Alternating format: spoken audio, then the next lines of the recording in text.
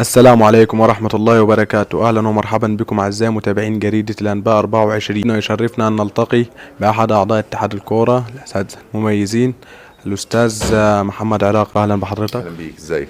أخبارك؟ الله يخليك. في الأول أستاذ محمد، حابين نعرف تعليق حضرتك على الهزيمة القاسية التي هزمها الأهلي في مباراة أمس من صن داونز الجنوب الأفريقي.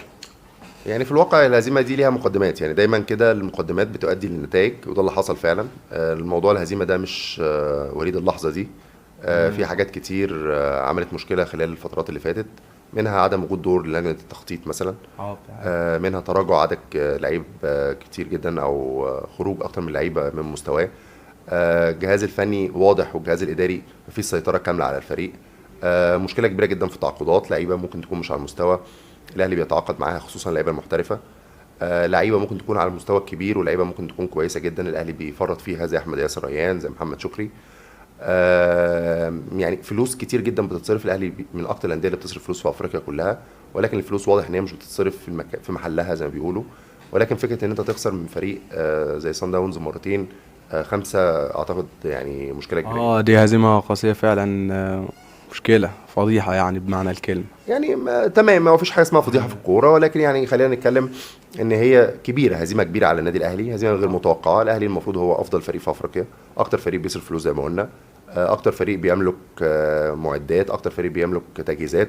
فبالتالي ان انت تتغلب من فريق بالشكل ده، الهزيمه وارده على فكره، ان انت تخسر في الكوره ده امر وارد، بس ممكن تخسر. بس هي حضرتك يعني الهزيمه كبيره بالنسبه عشان النادي الاهلي نادي كبير في افريقيا وكده، فما ينفعش الهزيمه دي تتكرر مرتين يعني من نفس الفريق. لا، هو لو مش الاهلي ما كناش قعدنا القعده دي، ما كناش اتكلمنا. هو لولا ان هو الاهلي، ولولا ان هو افضل فريق في افريقيا، ولولا ان هو النادي اللي على طول بيشرفنا في مصر وفي افريقيا، فبالتالي عشان كده احنا قاعدين بنتكلم وقاعدين بنقول دلوقتي ان هي مشكله كبيره. ولكن صدقني لو كان اي نادي تاني ما كنتش هتلاقي المشكله دي خالص. تمام حضرتك. طيب، هل من رايك مباراه المقاولون العرب اللي لعبها الاسبوع اللي فات قبل مباراه صن داونز، هل دي اثرت عليه؟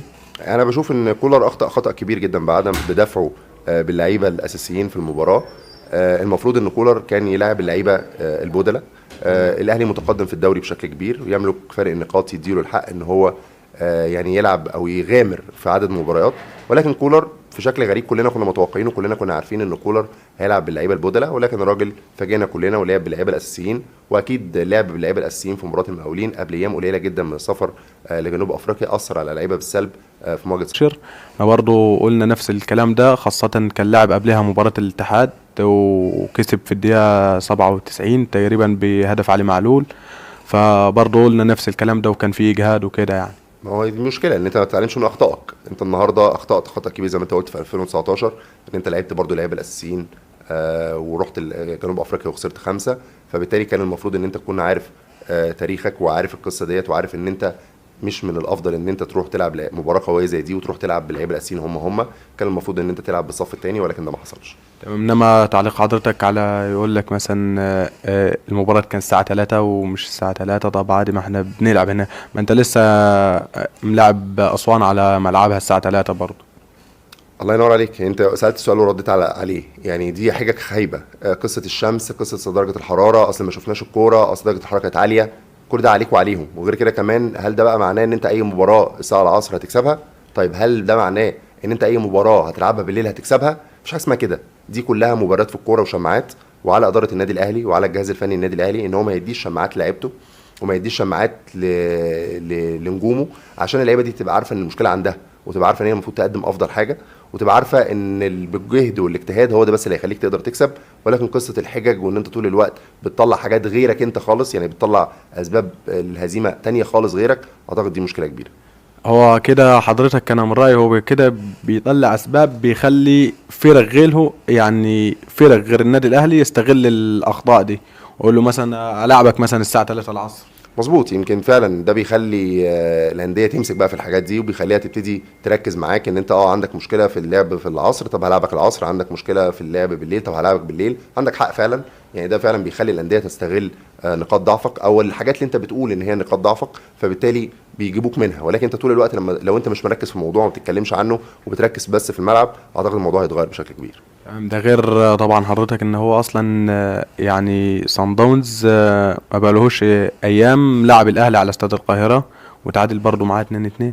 تمام، يعني ده يدل ان صن داونز القصه مش قصه لعب الظهر او العصر، لا القصه ان هو فريق مميز، فريق كويس جدا، واحنا كلنا شفناه في الملعب. يعني معلش، اي حد هيقول ان فريق صن داونز مش فريق مميز يبقى حد جاحد، ويبقى حد مش فاهم في الكوره كويس. لان لا، هو فريق على كل المستويات فريق قوي جدا. ممكن يكون بس عنده اخطاء دفاعيه واضحه، ولكن بخلاف كده هو فريق بيلعب كوره، فريق بيقدر بيلعب الهجوم للهجوم. بيمتعوا نفسهم، لعيبه عندها امكانيات وقدرات كبيره جدا، النادي عنده امكانيات وقدرات كبيره، فبالتالي حتى بيقدر يحافظ على اللعيبه بتاعته. فعلا بيلعبوا بصراحه كره اوروبيه، يعني طبعا بتلاقي كلنا شفنا كده، ان هو فعلا فريق مميز جدا. انت تحب تتفرج عليه، بخلاف طبعا ان هو لاعب الاهلي وللاسف يعني هزم الاهلي بنتيجه كبيره، ولكن اي حد هيتفرج على صن داونز هيبقى حابب انه يتفرج عليه. استاذ محمد، من وجهه نظرك هل شايف الاهلي والزمالك قادر على الصعود وتخطي مرحله المجموعات للادوار القادمه؟ هو الناس هتستغرب، الاهلي والزمالك قادرين فعلا على الصعود، والاهلي على فكره فرصته كبيره. لسه حتى كنت بتكلم مع بعض اللاعبين في النادي الاهلي، لا الاهلي فرصته كبيره جدا، والاهلي لو قدر يفوز بالماتشين الجايين وصن داونز يكسب الهلال وده امر وارد، الاهلي هيصعد بشكل عادي جدا. والزمالك كمان طبعا بعد فوزه على الترجي اعتقد ان هو يعني جدد حظوظه وانعش حظوظه في التاهل.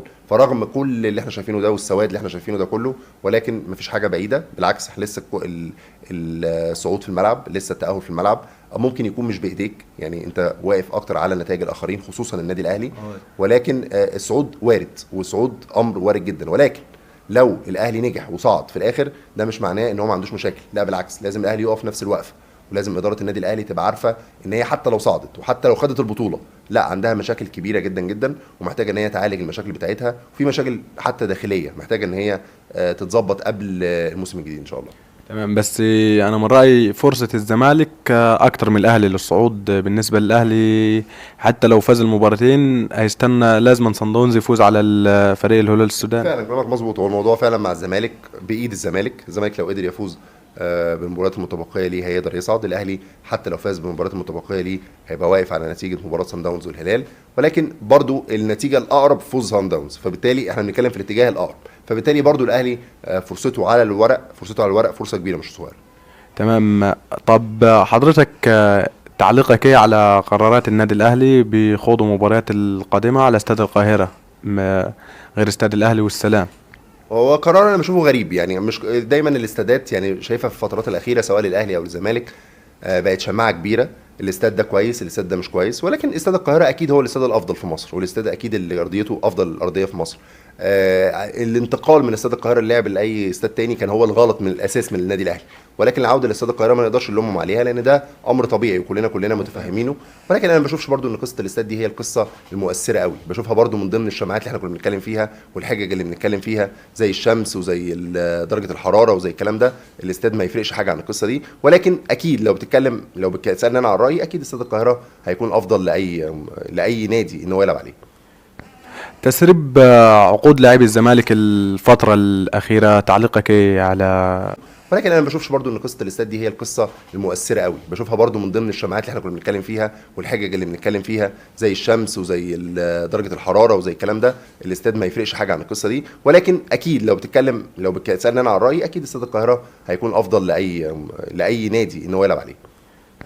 تسريب عقود لاعبي الزمالك الفترة الأخيرة، تعليقك ايه على؟